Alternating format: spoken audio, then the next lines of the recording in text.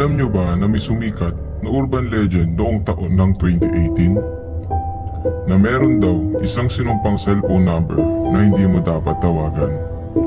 Ang urban legend na ito ay pinangalanan dahil sa kasikatan ni Momo. Ang kwento tungkol dito ay sobrang sumikat talaga sa internet noong taon ng 2018. Kung interesado kayo sa mga ganitong topic, huwag niyong kalimutang mag-like, mag-comment at mag-subscribe at i-click nyo na din ang notification bell para ma-notify kayo pag may bago tayong kwento. Huwag na natin itong patagalin pa at magkwentuhan na tayo. Ang urban legend na ito ay nagsimula talaga bilang isang viral game lang sana ng isang grupo ng kabataan sa Spain. Ngunit dahil sa kasikatan nito ay kumalat ito sa buong mundo. Siguro napapaisip na kayo sa mga sinumpang numero na ito at subukan na i-dial sa inyong mga WhatsApp application sa cellphone. Ngunit ito ay hindi namin nire-recommenda na gawin at subukan. Ang number na ito ay delikadong tawagan dahil hindi naman talaga natin alam o kilala kung sino ang nasa likod ng number na tinatawagan natin.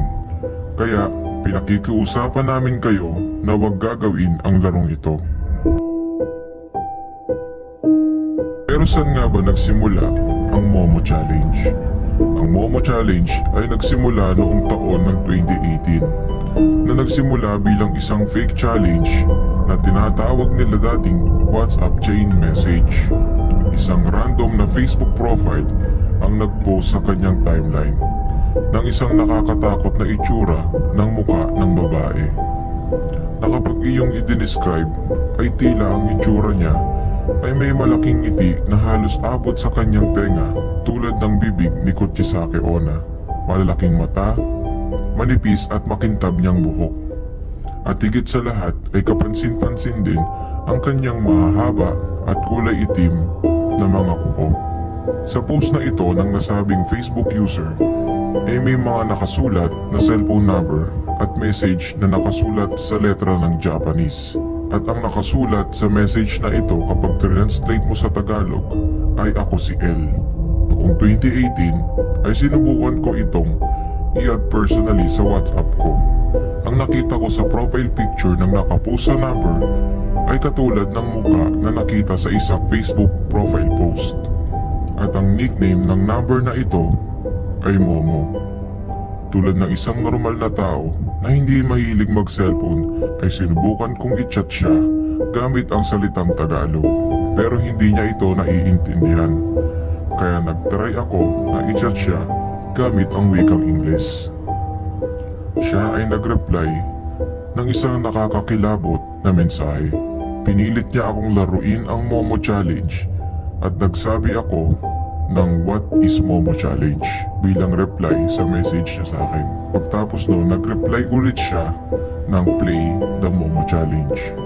Kaya simula noon ay parang nakaramdam ako ng takot at hindi ko na siya nireplyan. Pagkatapos ng ilang araw ay nag-chat na naman siya ng Play the Momo Challenge or I will kill you. Kaya simula nun ay tinanggal at blinak ko na siya sa list ng mga contacts ko sa WhatsApp at pagtapos ay inan-install ko na din ang WhatsApp sa cellphone ko. Dahil sa takot ko ay nag-search pa ako ng ibang karanasan nila habang chinachat nila si Momo. Tulad ko ay meron din ibang hindi pumayag maglaro ng Momo Challenge at tinigilan nila si Momo. Pero meron din talagang matatapang na pumayag laruin ang Momo Challenge. Ilan sa mga kwento ay pag pumayag ka na laruin mo ang Momo Challenge at matapos ito ay re-reply ni Momo sa'yo ang mga personal info na nakuha niya sa'yo. Tulad ng buong pangalan mo, edad, tirahan at iba pang bagay na dapat hindi malaman ng ibang tao. Isa sa mga tumatak sa isip ko na kwento sa Momo Challenge ay ang i-chat siya pagdating ng 3:00 ng madaling araw. O mas tinatawag nilang first hour ay magsesend siya sa'yo ng sunod-sunod na picture ni Momo. At dahil madilim sa oras na iyon, ay talagang titindig ang iyong balahibo sa takot.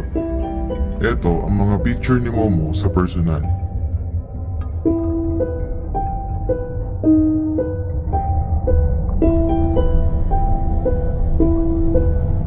Ang picture ni Momo ay kuha sa isang museum na tinatawag nilang Vanilla Gallery sa Tokyo.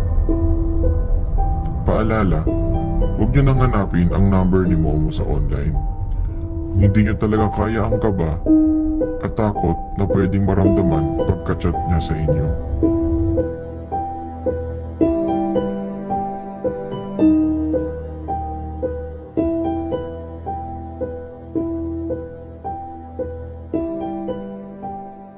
Alam kong nagustuhan niyo tong video na to, kaya mag-like, mag-subscribe at mag-iwan na din kayo ng komento kung meron kayong mga naisip na gustong kwento o topic.